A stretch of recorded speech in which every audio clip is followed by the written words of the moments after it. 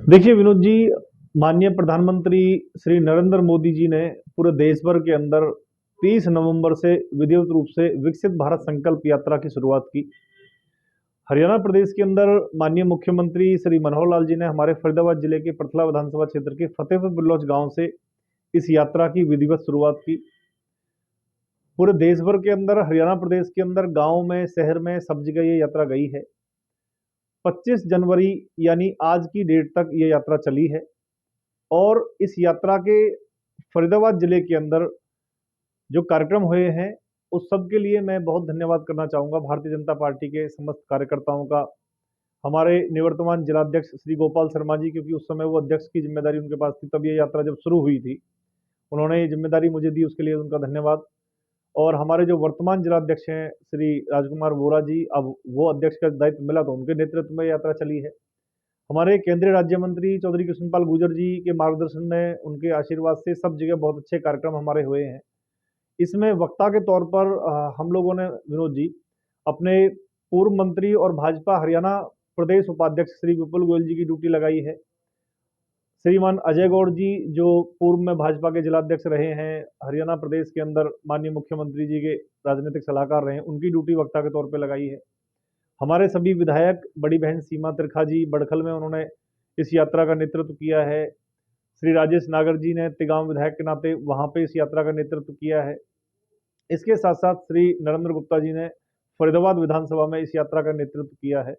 और बाकी भी हमारी भारतीय जनता पार्टी के जो हमारे चुनाव लड़ने वाले इच्छुक प्रत्याशी हैं, या जिले से ऊपर के हमारे पदाधिकारी हैं, उन लोगों के वक्ता के तौर पर नियुक्तियां हम लोगों ने की थी।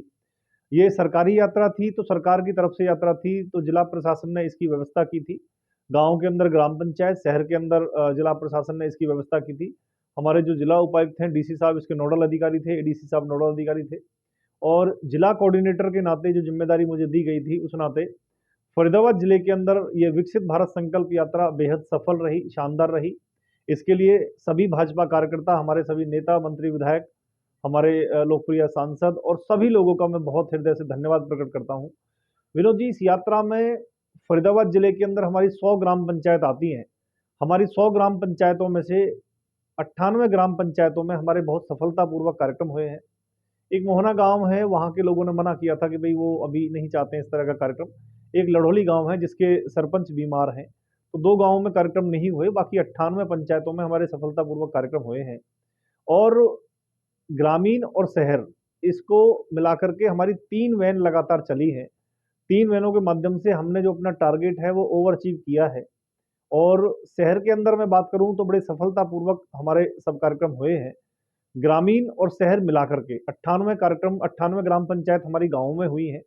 और 92 कार्यक्रम हमारे शहरों के अंदर हुए हैं, जबकि शहर में टारगेट सिर्फ 70 कार्यक्रम था, लेकिन उसको हमने 92 तक हम लोग लेके गए हैं। तो कुल मिलाकर के 190 कार्यक्रम विकसित भारत संकल्प यात्रा के जिला फरीदाबाद में संपन्न हुए हैं। आज की डेट तक बहुत अच्छे तरीके से हुए हैं। जो आंकड़े, ये दिव्यांग लोग खेलकूद में भी हिस्सा लेते हैं क्या? पूरे आंकड़े हैं कि किस योजना में आप क्या कौन व्यक्ति आया और कितना उसको लाभ मिला, ये मैं आपसे शेयर कर सकता हूँ। लेकिन अगर मैं और पढ़ाई कितनी की? पढ़ाई हम काम कंप्लीट किए हैं, अभी सिविल सर्विस की लगभग तैयारी 2 कर रहे लाख हैं। लोग शहर और क्या क्या योजना का लाभ मिला आपको? यहाँ सर पेंशन भी मिला है, जो आंकड़े बाकी हमारे दुकान पास, संचालन पूरा के लिए रिपोर्ट हमारे पास आवेदन है। भी किए हैं। और 1,20,000 लोगों के आसपास क्या दुकान चलाओ? सर सीएससी का चलाते हैं अपना, आज की और कल की उसी में स्टेशनरी डाल रहे हैं। तो इसलिए मैं लगभग बोल रहा हूँ 1,20,000 कितने लोग आते हैं सीएससी सेंटर में? जिनको इस सर काउंट तो नहीं यात्रा के करते, फिर माध्यम भी से आ जाते डायरेक्ट हैं, वहाँ पे 10-12 आपको लोग लाभ दिन मिला भर में आ है, जाते हैं या आराम फिर से, कि योजना हमारी में उन्होंने पंजीकरण उपार्जन किया। होता है। जैसे मान महीने भर में कितनी कमाई हो ओल्ड जाती एज पेंशन है, काउंट नहीं। अच्छा मत बताइए, कोई इनकम टैक्स वाला नहीं आएगा भाई, कोई ऐसा करते है क्या?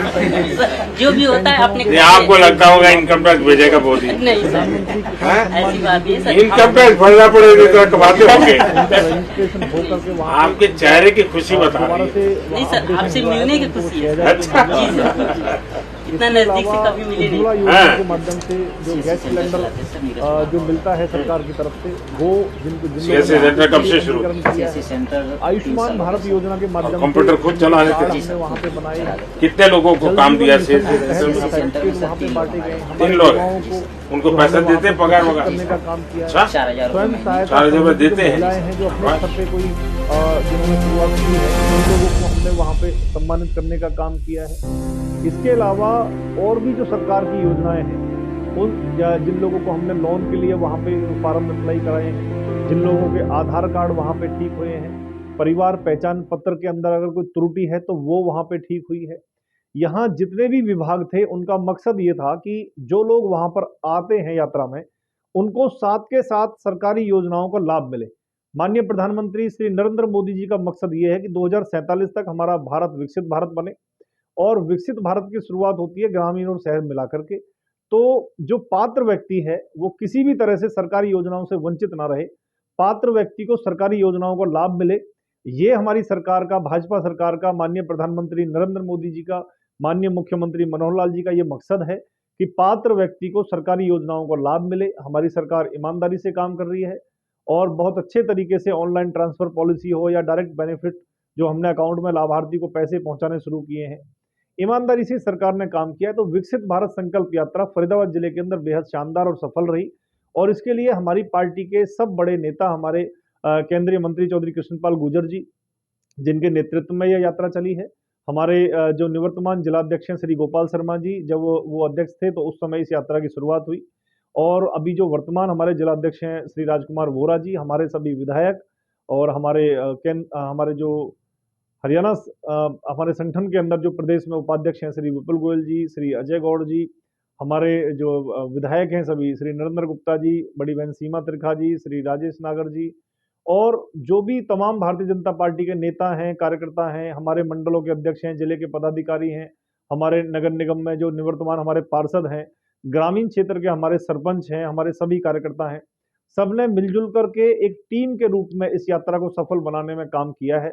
और जनता का एक भारी उत्साह इस यात्रा में हमें मिला है देखने को, चाहे ग्रामीण क्षेत्र हो चाहे शहर का क्षेत्र हो, सब लोगों ने बड़े उत्साहपूर्वक इन कार्यक्रमों में भाग लिया है, अपनी समस्याओं का समाधान कराया है। तो बहुत अच्छा रिस्पॉन्स हमें मिला है, और मोदी जी के प्रति बड़ा प्यार और स्नेह लोगों में है, भाजपा के प्रति बड़ा प्यार और स्नेह लोगों में है, एक आशीर्वाद जनता का हमें मिला है।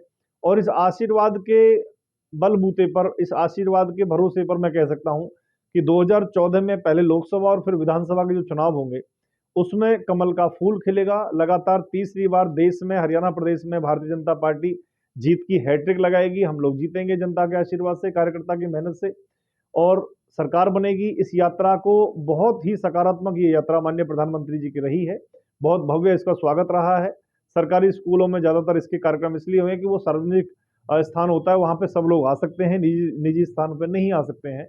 तो इस यात्रा को सफल बनाने के लिए फरीदाबाद जिले के अंदर मैं भारतीय जनता पार्टी के हमारे सभी मंत्री, विधायक, सांसद, नेता, कार्यकर्ता, हम सब लोगों का, और यहाँ हरियाणा प्रदेश के अंदर जो यात्रा सफल हुई है, फरीदाबाद में सफल हुई है, तो फरीदाबाद की हमारी देवतुल्य जो जनता है उसका भी धन्यवाद करते हैं, और आपकी मीडिया का विशेष तौर पर धन्यवाद, क्योंकि मीडिया के साथियों ने इस यात्रा में जनता तक लाभ पहुंचाने में बहुत बड़ा योगदान दिया है। माननीय मुख्यमंत्री जी, माननीय प्रदेश अध्यक्ष जी, और हमारे माननीय प्रधानमंत्री नरेंद्र मोदी जी, सबके आशीर्वाद से यात्रा सफल हुई है। आपका बहुत धन्यवाद।